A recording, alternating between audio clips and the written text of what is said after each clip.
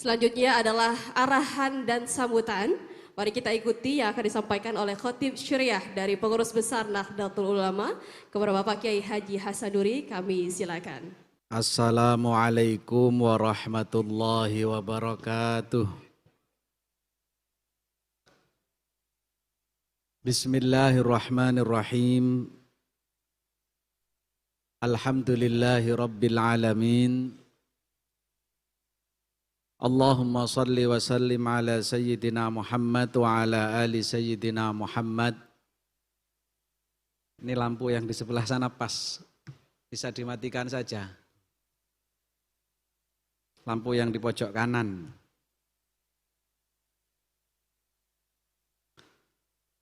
Adada ni'amillahi wa ifdalih.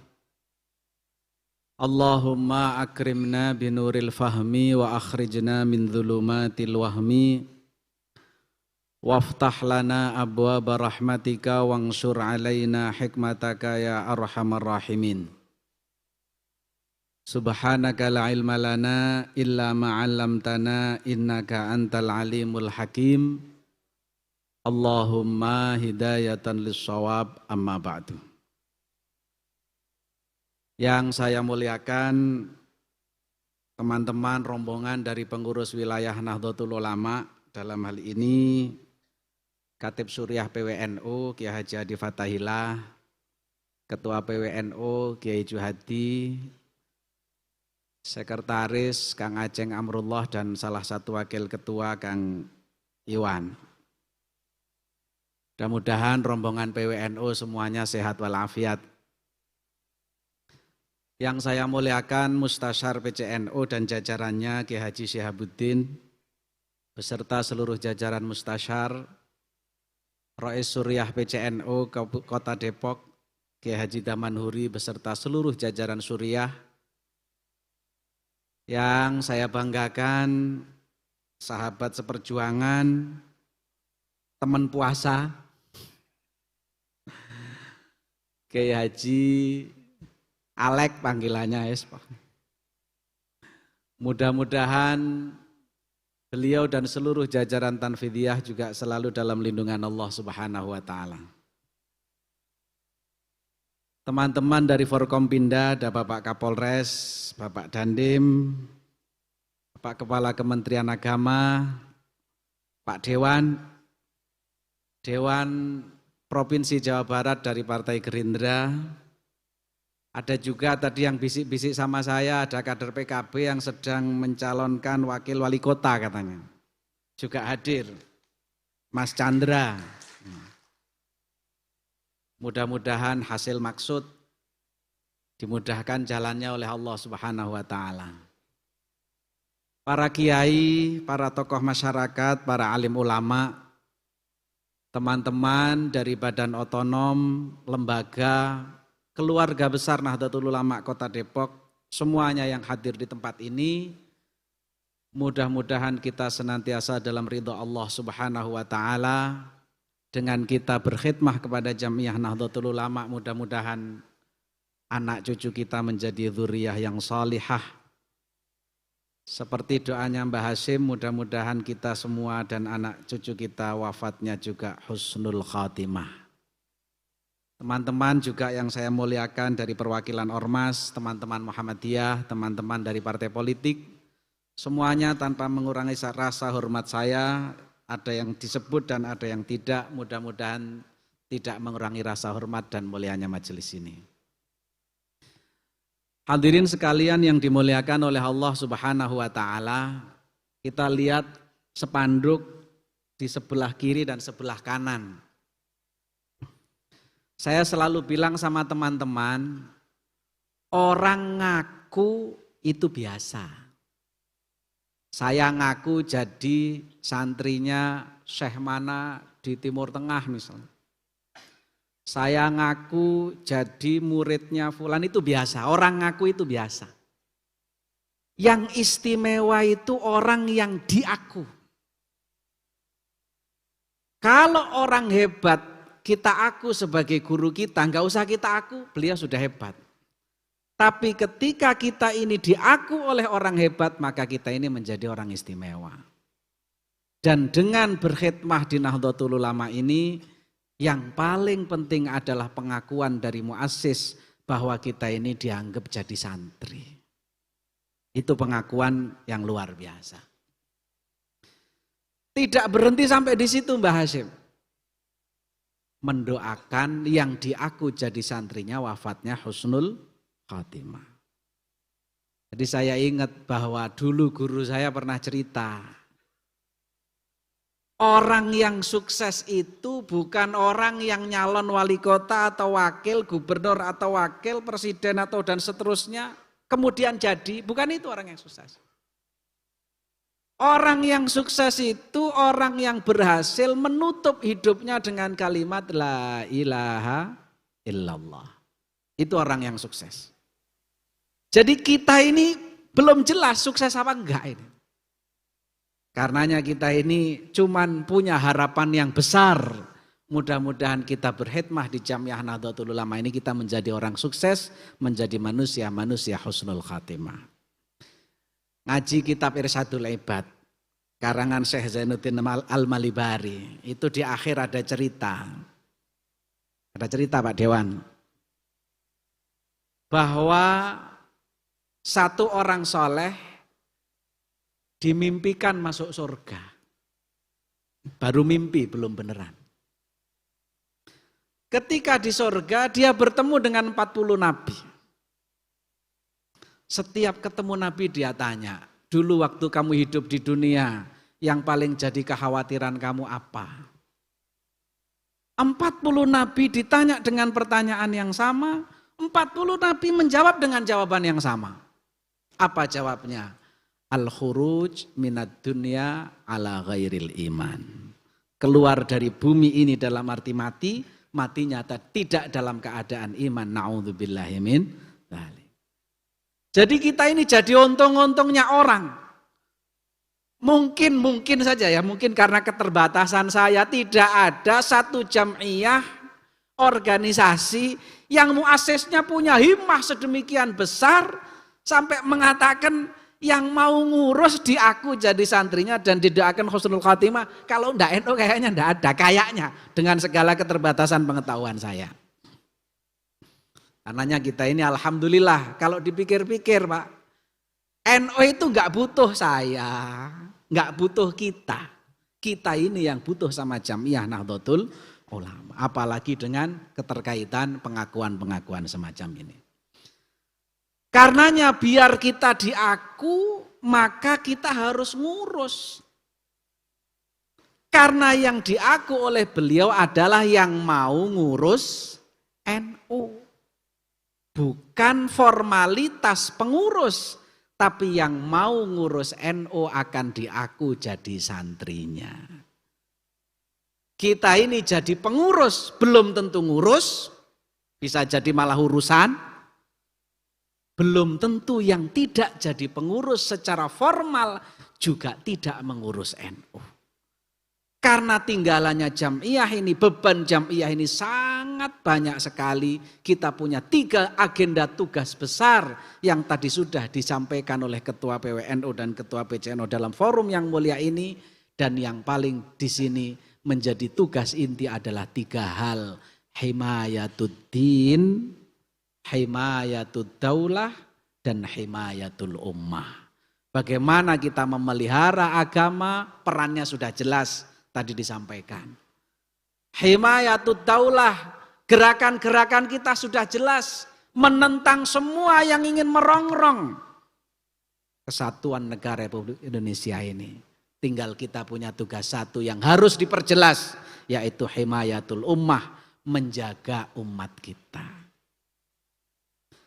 Menjaga jamaah kita. Minimal dari mana? Diawali dari lingkungan yang paling dekat kita. Kenapa saya sampaikan demikian? Karena sudah jadi sambatan banyak orang. NU dilahirkan dari pondok pesantren, tapi justru pengurus NU jarang yang memondokkan anaknya di pondok pesantren. NU ini lahir dari pondok pesantren. Ya. dilahirkan oleh tokoh-tokoh pondok pesantren. Perjuangannya sejak berdiri sampai hari ini didominasi oleh kaum santri. Tapi sayang, kadang-kadang masih banyak tempat-tempat tertentu yang pengurus NU-nya anaknya tidak dipesantrenkan. Atau mungkin di pesantren, bentuknya seperti pesantren. Akan tetapi tidak pesantren yang haluannya lurus dengan pesantren Nahdlatul Ulama atau Ahlus Sunnah wal Jamaah. Padahal kalau kita mau tahu, tanpa pondok pesantren Nahdlatul Ulama ini ke depan bagaimana? Wallahu a'lam bishawab. Hari ini masih banyak kader-kader kita.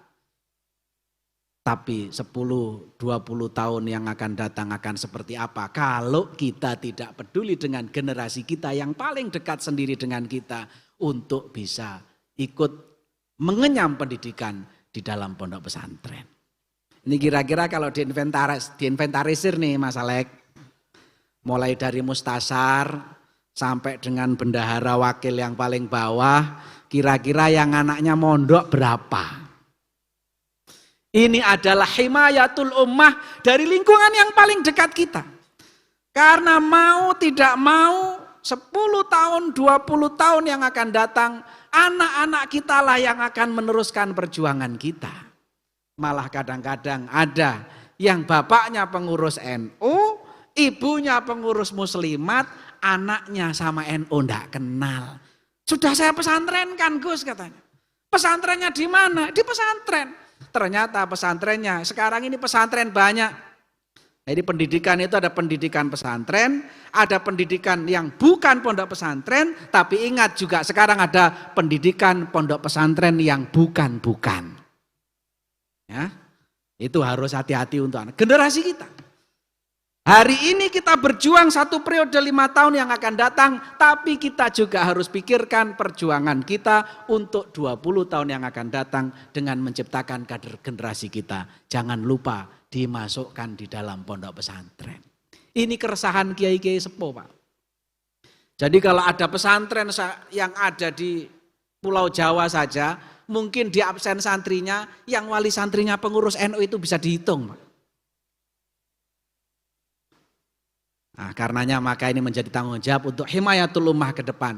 Jangan sampai kita ini kehilangan, kalau kata Pak Ketua tadi, petanya sudah jelas, kita sekarang punya peta bisa membaca, nanti karena anak-anak kita nggak tahu bagaimana cara membaca peta, melenceng juga nanti akhirnya.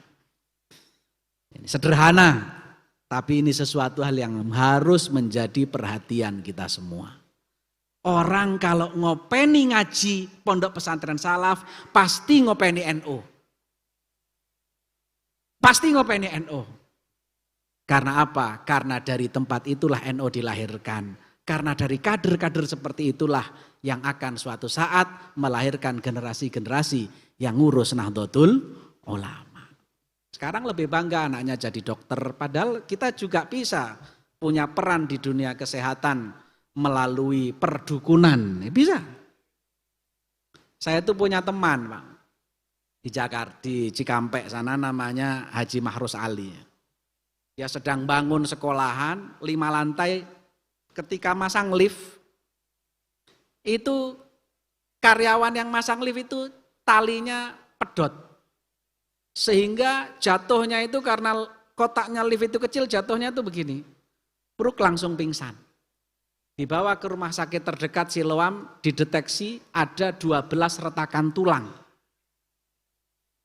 Dan kalau dioperasi, rumah sakit tidak berani mengoperasi sekaligus satu-satu, berarti butuh 12 kali tindakan operasi, baru meriksa mendeteksi tulang yang retak saja, itu saya tanya sudah habis 12 juta. Kalau 12 kali operasi kira-kira biayanya berapa bisa dilihat. Akhirnya ada yang punya ide, udah dicabut aja. Diobatin di alternatif. Dibawa ke Subang, mungkin kan jadi dengar ada kampung namanya Ciberes. Di sana ada orang ranting NU, Pak. Yang pekerjaannya ngopeni masyarakat patah tulang, apa segala macam. Dalam keadaan kesakitan, dibawa ke Ciberes, sampai Ciberes duduk 2 jam, cuman dikepretin mulai kepala sampai ke kaki dikepret. Kepret ngerti kan? Habis itu disiram air, pulang besok kerja normal lagi. Ini tim kesehatannya Nahdlatul Ulama. Cuman memang saya selalu sampaikan, tim kesehatan kita ini mendapatkan, jadi sampean nggak usah iri Muhammadiyah bikin rumah sakit, ya itu memang bidangnya. Ya nanti kalau kliniknya belum jadi ya bikin padepokan apa gitu, itu sebagai ganti klinik Pratama lah kira-kira. Biar nggak rebutan pasar gitu loh, sendiri-sendiri. Kan kata Mbah Hasim Muzadi Allah Yarham, NU dengan Muhammadiyah ini seperti sendal kiri dengan sendal kanan. Sama-sama fungsinya. Cuman kadang-kadang karena kita ini jalurnya seperti itu, orang NU itu terlalu lillahi ta'ala. Saya kemarin sampaikan ketika saya mengisi acara JRA. Jamiah Ruqyah Aswaja. Sampean sudah hebat, cuman secara pemasukan kalah sama dokter kata saya. Dokter itu satu pasien sekarang diperiksa, nanti dikasih surat, tolong 3 hari kembali lagi. Itu sampai 3 kali.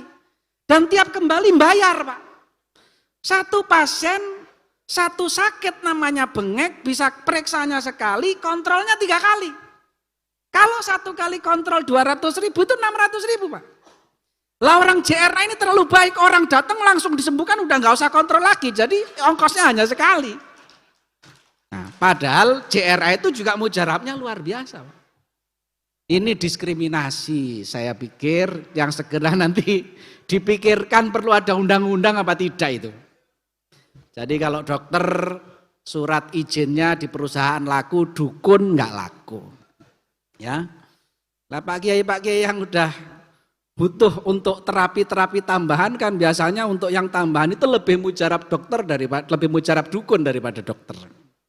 Ini himayatul ummah. Dengan berbagai macam seninya sebenarnya Nahdlatul Ulama sudah berperan, hanya tinggal dieksplor dan diformalkan. Itu saja. Pendidikan kita sudah luar biasa. Tadi disampaikan oleh Pak Ketua, sudah luar biasa. Cuman kadang-kadang pendidikan kita ini orang jadi tidak mau ke pesantren karena pesantren tidak bisa untuk kuliah ijazahnya. Tapi dengan izin Allah Subhanahu wa taala, dengan berbagai macam ikhtiar, regulasi akhirnya datang yang namanya program muadalah. Sekarang yang Ma'had Ali bisa setara dengan S1, begitu. Ya siapa tahu nanti dukun bisa setara dengan dokter kan? Ini namanya ikhtiar. Ya namanya ikhtiar biar program kita ini juga nanti kalau kita sudah dukun itu selevel, maka kita ini sudah punya klinik pengobatan yang langsung ribuan di seluruh Depok ini. Tinggal yang praktek-praktek itu dikasih legalitas ya. Kurang lebih demikian. Ya adalah pendidikan bisa. Apalagi juga itu berkaitan dengan kesehatan masyarakat. Nah, karenanya maka mudah-mudahan langkah yang kita lakukan di dalam kepengurusan ini dicatat sebagai khidmah kita kepada Jamiyah yang mubarakah ini. Jadi ada satu cerita, saya itu baca kitab Al-Manhajus Sawi, ceritanya lucu tapi itu benar ceritanya. Ada satu orang mau masuk neraka itu, di-stop sama Allah oleh malaikat dimasukkan neraka, jangan dulu, ditanya dulu 4 pertanyaan. Kalau salah satu dari 4 pertanyaan ini jawabnya pas, jangan dimasukkan neraka, pindahkan ke surga. Pertanyaan pertama, pernah hadir majelisnya orang soleh apa tidak? Jawabnya tidak Pak, 1 pertanyaan gagal. Pertanyaan nomor 2, cinta atau senang sama orang soleh apa tidak? Yang kedua jawabannya tidak, 2 pertanyaan gagal. Yang ketiga pertanyaannya, namanya mirip namanya orang soleh apa tidak? Dicari namanya orang soleh seadanya mulai zaman Nabi Adam sampai dia lahir ini, nggak ada nama orang soleh yang mirip sama dia.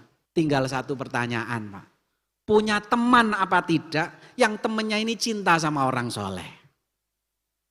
Ternyata dia punya teman yang temannya cinta sama orang soleh. Temannya tapi bukan dia ya.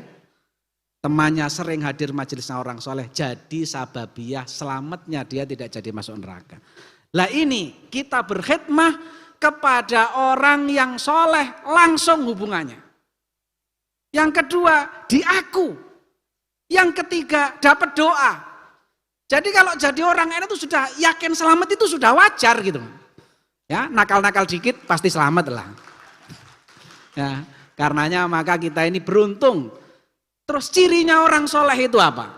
Cirinya orang soleh itu adalah man kana hubruhu khairun min khabarihi. Orang yang realitanya lebih istimewa dibandingkan yang viralnya. Apa yang viral? Oh si fulan begini. Ternyata realitanya lebih hebat, lebih istimewa daripada berita yang viral. Mbah Hasyim ini, apa yang kita dengar itu sekitar sekelumit saja. Yang istimewa dari Mbah Hasyim ini jauh lebih banyak daripada apa yang kita ngerti. Sehingga itulah ciri-ciri orang soleh yang istimewa. Dan salah satu bukti bahwa Mbah Hasyim itu wali, karomahnya itu banyak sekali. Salah satu di antara karomahnya adalah Jam'iyah Nahdlatul Ulama. Kita bangga jadi pengurus NU. Kita senang jadi pengurus NU. Itu adalah karomahnya beliau. Makanya kita yakin sedang berkhidmah kepada orang soleh. Mudah-mudahan ini menjadi jalaran selamat kita. Jangan lupa menjadi manusia kalau pengen himayatul ummahnya maksimal, bergerak. Ada istilah dalam pepatah Arab, al-harakah barokah. Wallahu la yaqdi hajatas sakit. Di dalam pergerakan ada keberkahan. Dan jangan harap orang yang diam akan mendapatkan pertolongan Allah subhanahu wa ta'ala. Innallaha la yughayyiru ma biqaumin hatta yughayyiru ma bi anfusihim. Selamat untuk pengurus PCNU Kota Depok. Periode 2024-2029 yang baru saja dilantik.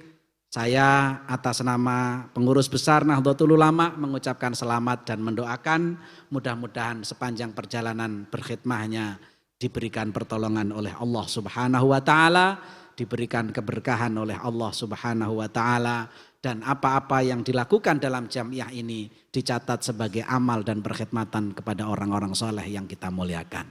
Demikian kurang lebihnya mohon maaf. Hadanallah wa iyyakum ajma'in. Ja'alanallah wa iyyakum mimman yastaujibu syafa'ata sayyidil mursalin. Ihdinas siratal mustaqim. Wallahul muwaffiq ila aqwamit thariq. Wassalamualaikum warahmatullahi wabarakatuh.